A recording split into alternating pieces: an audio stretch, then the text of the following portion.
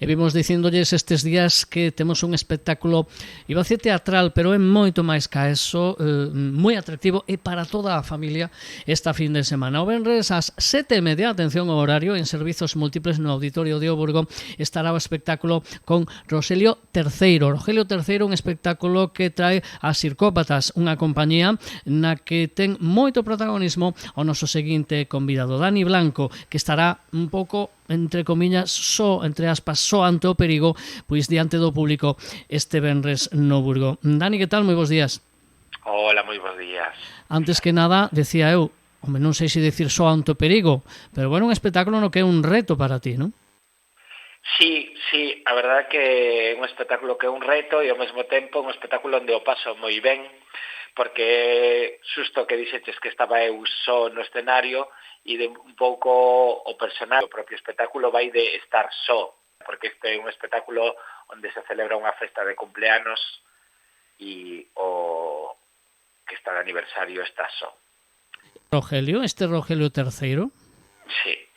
Rogelio III, sí, mira, este é porque hai un personaxe de clown que creí alá xa fai casi 10 anos entre Argentina e Santiago de Compostela e este é o terceiro espectáculo co mesmo personaxe, é unha triloxía da soidade, por eso che decía o de estar só. Entonces, este é o terceiro espectáculo que estivo nominado aos María Casares, estivo ano pasado na Feria de Galicia Escena Pro e funciona moi ben para todo o público, para público familiar, para nenos, nenas e tamén para adultos. E o que te estaba comentando vai de un personaxe que está de aniversario e está esperando a que cheguen os seus amigos. Pero mentras non chegan, ten que ir facendo cousas. E acaban chegando, porque imagino que non sei se... Claro, non vou a facer o spoiler, non vou facer o spoiler. non, eso non, Entonces non. Pero no camiño van pasando moitas cousas, van pasando cousas divertidas de clown, cousas de circo, pois vai haber karaokes, vai haber agasallos, cousas que hai no aniversario e onde o público vai a participar, porque é un espectáculo moi participativo.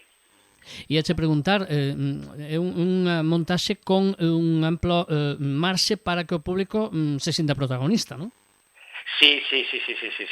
Os espectáculos normalmente de circo, polo menos os que fago eu, están pensados para público familiar no amplo sentido, no que participen os adultos e os nenos, pero os adultos tamén, e sempre tiro da participación do público, porque me gusta que o público se sinta involucrado no propio espectáculo, que non vayan simplemente como espectadores pasivos, como se fora a televisión, sino que eles van a participar. E todo o mundo vai pasar ben, esa é un pouco a idea. Cando invitas a participación, quen se enrolla máis? Os máis cativos ou os máis veteráns? Pois hai de todo, xusto neste os adultos participan moitísimo,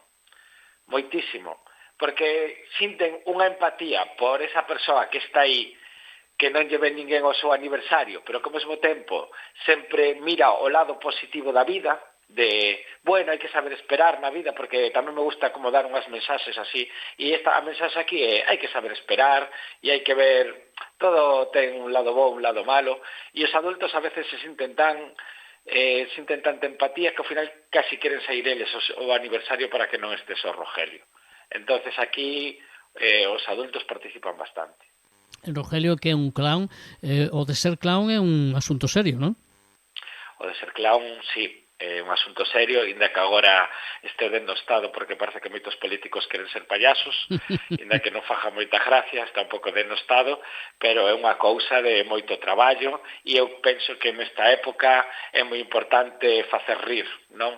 Porque cada vez pois é máis difícil rir coas cousas que están pasando. Entonces creo que é moi importante agora mesmo o mundo do payaso.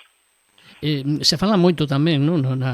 Ao falar do mundo do clown, do tema de a tristura do payaso, a tristura ou a seriedade, como decías ti, hai moito traballo, non? En facer rir a xente, é unha cousa que é moito máis complicado, máis complexo, máis ben, do que parece. Para poder facer rir hai que ter sufrido primeiro? Hai que terlo pasado mal? Bueno, unha boa pregunta esa. Hai que telo pasado mal, non, pero no camiño do clown e no camiño do circo, creo, moitas veces se pasa mal. Se pasa mal no sentido de que se fracasa. E o clown é o fracaso, pero ver o fracaso dende outra visión. Entonces isto axuda para a propia vida. É dicir, cando te enfrentas ao fracaso como un aprendizaxe ou como cando te pasa algo malo e sigues intentándolo, hasta que te poidas sair, pois esa é unha maneira de afrontar o fracaso que ten o payaso e que transforma unha cousa triste nunha cousa, pois, alegre e feliz. E o concepto de payaso, de clown, eu lembro, bueno, pues, vamos a falar a familia Aragón, por exemplo, non? E cando que eu xa vou moi maior, claro, pero cando me acordo, eu era pequeno tamén. Cando eu era rapaz, me acordo deles, e me acordo tamén de ir ao circo, que hoxe non é tan común poder ver un circo en directo, non? É casi pois testimonial. Cambiou moito o concepto do payaso para o público ou non? Eu creo que cambiou sí que cambiou a maneira de enfocar o clown ou o payaso, como queremos chamar, un pouco é o mesmo, non?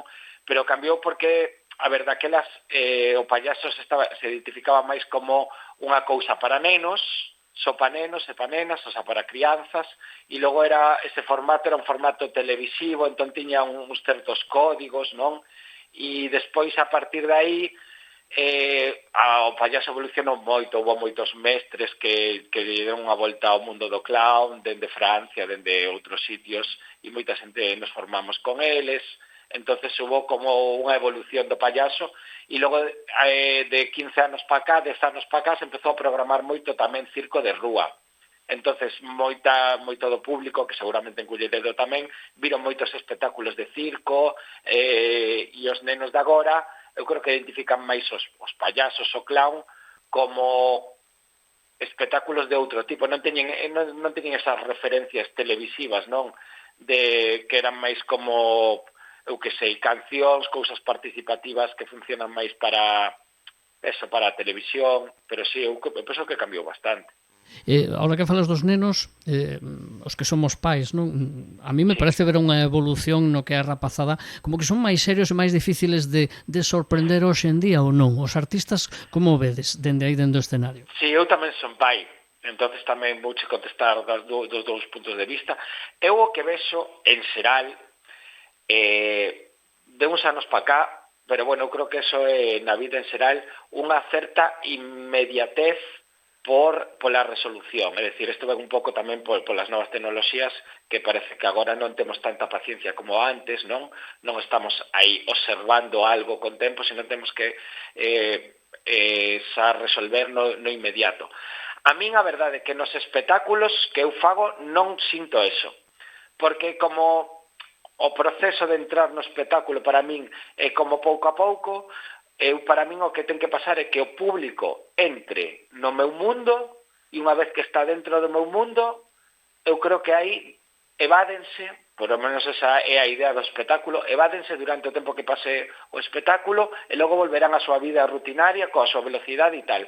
Pero os nenos, a verdade é que entran bastante ben no espectáculo, sabes? Tamén son espectáculos que duran 50, unha hora, como moito, máis tempo, creo que sí que lles costaría máis manter a atención. E antes falabas un pouco de mestres que, non? Do xénero do clown e do arte, non? Do clown en outros países. Hai moito payaso en Galicia? Pois sí, agora sí. Hai moito. Hai algún, tampouco hai mogollón.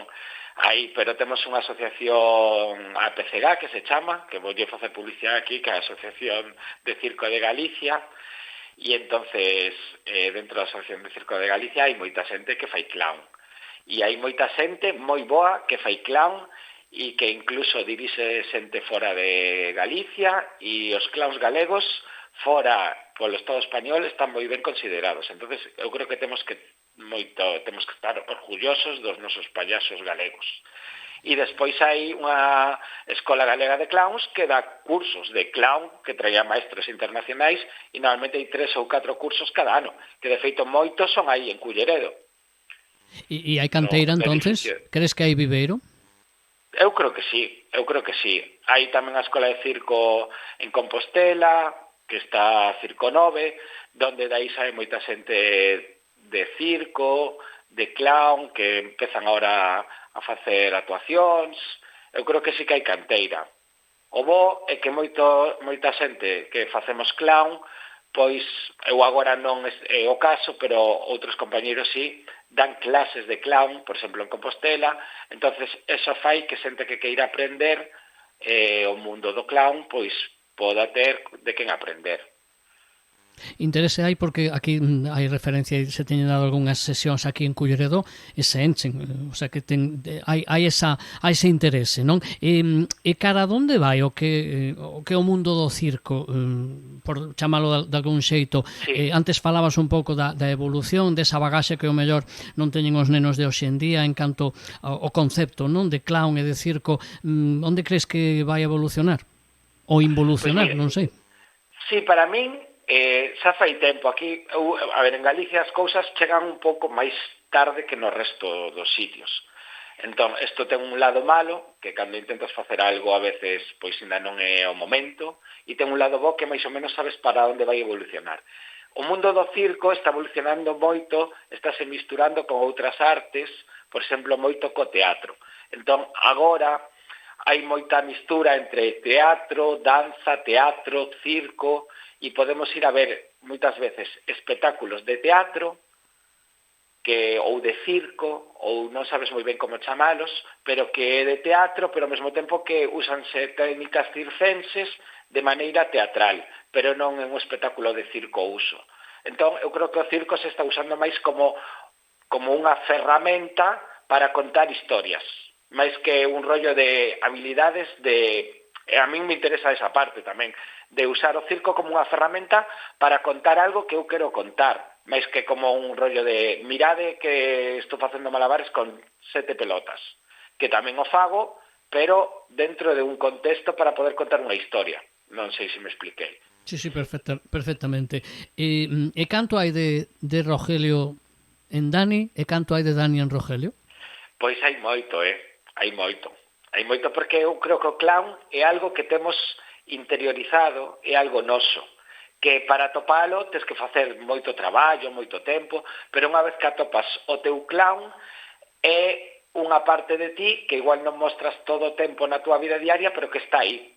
Rogelio é un personaxe que é moi tímido e que di cousas sin querer, pero a veces di verdades, pero non é consciente, non? E a veces é moi torpe, pero ao mesmo tempo é moi sincero, e eu creo que esas cousas eu teñonas, porque senón eu non podería facer, non é como teatro que te podes inventar un personaxe e non ten nada que ver contigo. O clown é algo de ti. De feito, eu cando saio e me transformo en Rogelio, pois moitas veces pensa Rogelio. Eu diría, que faría Rogelio neste caso? Pois me poño de Rogelio e se eu penso como Dani Blanco non sabería que facer. Pero se me transformo en Rogelio, pois o fai el. O sea, eu non teño que pensar. É un pouco clown é eso, estar no presente e que pasen cousas sin pensalas, un pouco deixarse levar. Bueno, e que ten na xenda neste caso, Rogelio, o alter ego de Rogelio, Dani, e esa La Fête de Asircópatas, que é a compañía que monta o espectáculo? Pois mira, agora temos no verán, temos pois a época que máis traballamos, temos bastantes actuacións, xa ano pasado traballamos moito, e temos actuacións por Galicia, logo estou con un espectáculo novo de sala, de interior, que é Sen Palabras, que se chama O, que estrenamos no Fiot, en Carballo, e en outubro temos ese espectáculo con 2 músicas en directo e con unha escenografía, luces, e estamos aí traballando neso, que ao final levamos a meses ensayando, e despois nada, así, algúns festivais fora de Galicia, bastante repleta a xenda, verdade que bastantes cousiñas. Eso é moi boa perspectiva. Non sei como está o mundo do circo e do teatro en Galicia pola vida que llevemos aquí en Culleredo. Movimento hai. Hai que ser optimista, o público quere espectáculos? Sí, o público sí quere espectáculos, sí. A ver, como vai? Pois vai ben, logo é moito traballo, porque moitas veces entón faz un espectáculo e o pasaches por moitos sitios e tens que facer outro novo. E leva moito tempo crear un novo, non? pero é como moito traballo de creación e tal, pero logo despois a verdade é que si funciona pois despois as perspectivas son boas de cara ao traballo. Isto tamén é unha cousa, sabes, o mundo do teatro e do circo segue tendo unha certa precariedade no sentido de que teño traballo agora, pero despois de aquí a 6 meses nunca se sabe, non? Estás como nunha certa incertidume constante que logo te acostumas e non che crea ansiedade, pero bueno, que é así. E xa para rematar, Dani, falamos con Dani Blanco, alter ego de Rogelio III, que estará a ver se lle chega a xente ao cumpleanos este venres 7:30, atención ao horario, no Auditorio de Servizos Múltiples, agardando que moita xente, familias, podan ir, ademais non teñen que reservar nin nada, é de balde, e podan ir a acompañalo nesa festa. Como lles convencemos para que vayan? Pois mira, eu convenceríanos dicíndolle simplemente que non llo conten o ben que o pasaron e que non se arrepintan de ir, porque só se arrepinte das cousas que non fai. Se fai algo e lle sale mal, non se vai arrepentir. E van a pasar ben seguro, e é para público familiar, van a pasar ben os nenos, as nenas, van a pasar ben os adultos, e é gratis, aproveitemos, e eu creo que un plan moi guai para ir. A nos parecenos que sí, a ver si se cumple e todo o mundo pensa igual. Estamos seguros que Servizos Múltiples non vai a caber nin un alfiler. Con Dani Blanco, o alter ego de Rogelio, moitísimas gracias, moita sorte, moito éxito co espectáculo e con todos os proxectos. Veña, graciñas a ti, Fran, pola entrevista. Apertas.